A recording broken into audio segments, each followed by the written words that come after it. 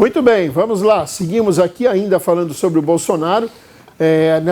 Nessa questão dos Yanomamis, ele disse que não há interesse em ajudar, se referindo às ações do presidente Lula. Vai, pode rodar. Os Estados Unidos. Um país que tem apenas 1 milhão de quilômetros quadrados a mais que o nosso Brasil. Mas se fizermos a comparação do Brasil com qualquer outro país do mundo, até com o maior deles, a Rússia, que tem o dobro da nossa área, ninguém tem o que nós temos. Se vocês pegarem apenas o estado de Roraima, lá tem uma tabela periódica embaixo da terra. E essa questão Yanomami, agora, a intenção não é atender a esses, porque ali está misturado. 40% da terra Yanomami está no Brasil, 60% está na Venezuela. Uma região aurífera, riquezas incomensuráveis. Se não tivesse riqueza lá, não seria demarcado como terra indígena. Os interesses são muitos. Não há interesse em ajudar a população. Eles são exatamente iguais a nós. Têm o mesmo sentimento, o mesmo destino. E são o povo mais pobre no solo mais rico do mundo. Herbert Lins, vamos lá, começamos com você aí sobre essa fala do ex-presidente. Como disse Zezinho, agora há pouco, né, o presidente Jair Bolsonaro, né, tem falas infelizes. Né? Ele não pensa para poder falar, para poder raciocinar. Ele não constrói um discurso de linguagem coerente dentro da razão. Quando ele fala das terras indígenas, em parte está correta a fala dele, que uma parte é da Venezuela e outra parte é do Brasil. Mas a parte do Brasil ficou desassistida ao longo do seu governo. Todas as políticas públicas construídas para assistir, né, as comunidades indígenas foram destruídas. Foram deixados os indígenas à própria sorte e com a legislação que engessa a comunidade indígena. Nesse programa aqui eu já falei e vou repetir. Indígena não é para ser tratado igual a animal do zoológico. Eles têm que ser emancipados, eles têm que ter o direito de explorar sua terra com a agricultura, com a criação de porco, galinha, gado, para ter a proteína, para poder atingir uma boa estatura com relação à sua altura, ao raciocínio, ter escola, ter bons professores na comunidade indígena para que eles possam passar pela escolarização, para que possam ingressar na universidade e ter conhecimento. Os indígenas têm que, sim, que explorar suas terras, né? E dentro da legislação brasileira. Afinal de contas, eles também fazem parte do nosso país. Esse é meu pensamento. Muito bem, Zezinho, 1 minuto. E, por favor, não provoque nem o Herbert, nem o Samuel, porque senão vai acabar o seu tempo. É verdade, não dá. Herbert, realmente, ele teve, nos primeiros dias que ele veio aqui, ele teve coerência quando ele falou das terras indígenas. Repetiu o discurso, Zezinho. Não, é verdade, ele teve coerência. Mas esse problema aí dos Yanomamis, eles são de mais de 20 anos.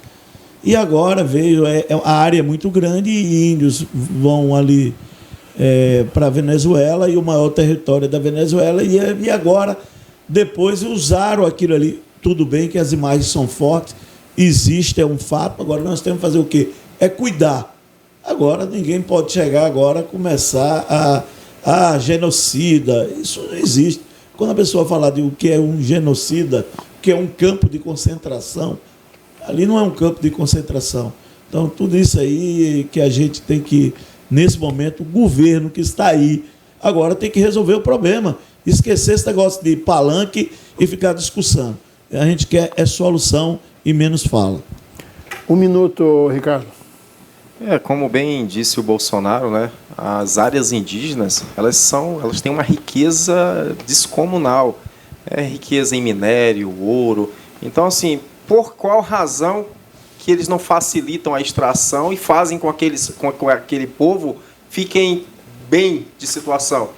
Então a gente percebe assim que existe um interesse por trás, né, de impedir que as pessoas, que os garimpeiros entrem nessas áreas e façam a extração de minério por conta do governo, né, de forma deliberada, entre e começa a extrair, começa a usar a área indígena para poder conseguir riqueza de forma ilícita. Então, como o Bolsonaro falou, 60% dessa área indígena pertence à Venezuela. Mas ninguém coloca se a parte da Venezuela eles estão passando por dificuldade. Colocaram a parte do Brasil, colocaram como se o Bolsonaro tivesse agido propositadamente, que quando a gente fala em genocídio, a gente está falando de uma ação de você agir, de você articular deliberadamente para exterminar um determinado grupo, o que não aconteceu. Então a gente vê que vai ser agora tudo colocado na conta dele, porque eu disse logo, no ano passado ainda, eu disse que iriam tornar o Bolsonaro inelegível, iriam fazer de tudo para prender ele, porque hoje ele é a maior ameaça da esquerda, para a esquerda. O Samuel falou que em 2018 o Lula poderia... Mas o Lula não concorreu, mas o Haddad concorreu sob a bênção do Lula. Então por que não ganhou? Haddad era PT. Então essa retórica não cola. 1 minuto, Samuel. Só pegando aqui, seja da última parte da fala do Ricardo, o Ivo Cassol sempre ganhou a eleição majoritária. A irmã dele nunca ganhou. Então colocar o Haddad, que com todo o respeito que eu tenho pela pessoa do professor Haddad, foi o único prefeito da capital a disputar uma reeleição e perder no primeiro turno e quase venceu o Bolsonaro, né? Todo o sentimento antipetismo, etc. e tal, mas que isso não veio ao caso. O mais interessante aqui, pessoal, é o seguinte: vocês entram no Diário Oficial da União e vejam lá quantas áreas de conflito, de minério, de reservas ambientais, indígenas, etc., o Bolsonaro autorizou após a derrota dele para o Lula nas eleições de 2022. O que o Flávio Bolsonaro tanto faz aqui no garimpo do Rio Madeira? Né? Ele está preocupado em quê? Em fortalecer o bioma, o ecossistema, a biodiversidade. Há rumores e elementos comprobatórios, inclusive investigado pelo Ministério Público Federal, uma matéria muito bem redigida pelo site rondoniense Painel Político e replicada pelo Tudo Rondônia e outros tantos sites, falando sobre o suposto envolvimento do filho do Bolsonaro, o senador Flávio Bolsonaro, com um garimpo ilegal aqui no estado de Rondônia. Eu acho assim que a gente tem que respeitar a soberania dos países estrangeiros, entendeu? A Venezuela, os Estados Unidos, seja quem for. Mas eu acho que tem um velho ditado popular, e você que está me assistindo aí em casa vai concordar comigo. Quem come do meu pirão, come do meu cinturão. Para tu poder disciplinar o teu filho, você tem que dar amor, carinho, atenção e um mínimo de dignidade. Isso, o governo ou desgoverno do Bolsonaro e da ex-ministra da Mulher e Direitos Humanos, Damares Alves, não conseguiram contemplar. Houve um desmonte das políticas públicas e não conseguiram compreender, atender a demanda dos nossos irmãos dos povos originários. Eu faço um apelo aqui a cada um de vocês, independentemente da concepção religiosa.